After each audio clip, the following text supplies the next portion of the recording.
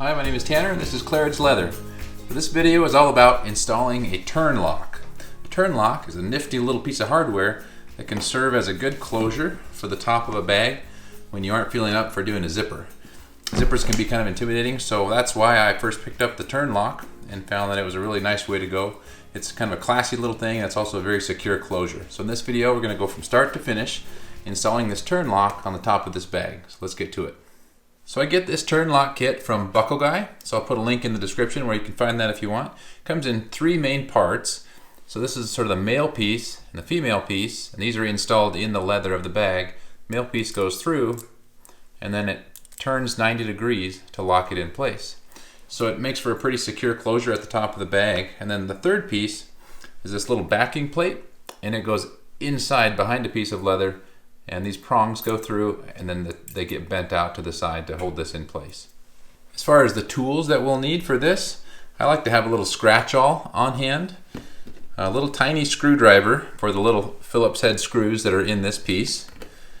I like to use this 3/8 inch hole punch, and then having a real sharp little knife like an X-Acto knife is a handy thing for this installation.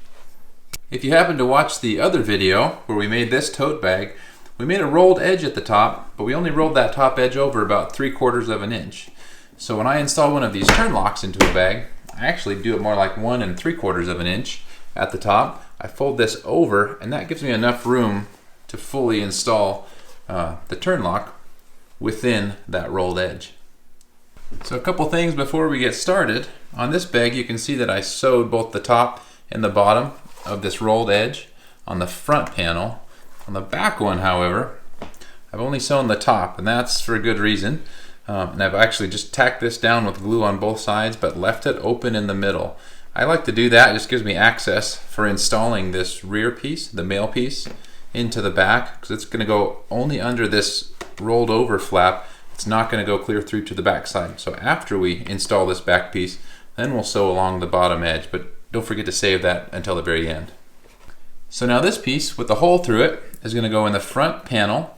So we want to measure from both sides and make sure that it's centered both from left to right and also centered in between these two seams here. So hopefully, I found that 1 3/4 is a nice distance to have this rolled over, and that gives me just about enough to safely install that right in between the seams. So you can start with that, and the next thing we'll need to do is grab our little tiny screwdriver and remove these screws and disassemble this piece. So I've made 4 little dots here. That helps me know just exactly where I want to put this on here, so that's centered. So I'm going to lay that on there, and then take my scratch-awl and trace around, scribe around the inside rectangle there as it's in that position. So go ahead and scratch that out. Now that I've got that marked, this is the piece then that's actually going to have to go all the way through these 2 layers of leather. So this outer diameter of this piece I want to now inscribe on here, and we're going to have to cut that out. So I'm going to lay this right over that, kind of orienting it on that rectangle that I just described. Now with my scratch, I'll just carefully trace around the outside of that piece. Here's how it's looking at this point. You can see the outer diameter, so we're actually going to cut right along that outer oval there. So one little trick that I have found where I'm kind of cutting around what looks like almost a radius there, I like to use this 3/8 inch diameter hole punch, and I put that right up against the edge on both sides and make 2 holes, and that gets me almost all the way there, and I just need to connect those by cutting one straight line on each side, and that will take out the material in the middle that we need. So now we can install this in our hole. Sometimes the fit is a little bit tight, and you may need to use your knife to kind of clean out that hole a little bit. But we can install it, and hopefully this is going to be fitting kind of flush on the back side, and that'll make a nice clean surface to install the back piece on. So now we'll find our tiny screws that we haven't lost, and I like to put a little bit of glue on them, just a little dab like that. You can also use Loctite, which would be great. I don't have Loctite, so I like to use a little dab of glue, and I haven't had any trouble with it yet coming undone. So I think the reason it's sticking to my screwdriver is that my screwdriver must be magnetized, so that's kind of handy. I'll install these, and they're real fine threads and a real kind of delicate head.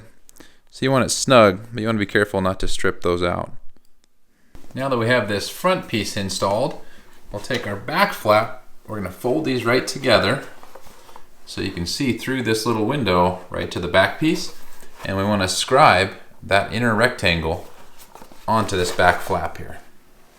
The next thing we'll want to do is take this little backing plate, as closely as we can, center it over that little rectangle we just drew.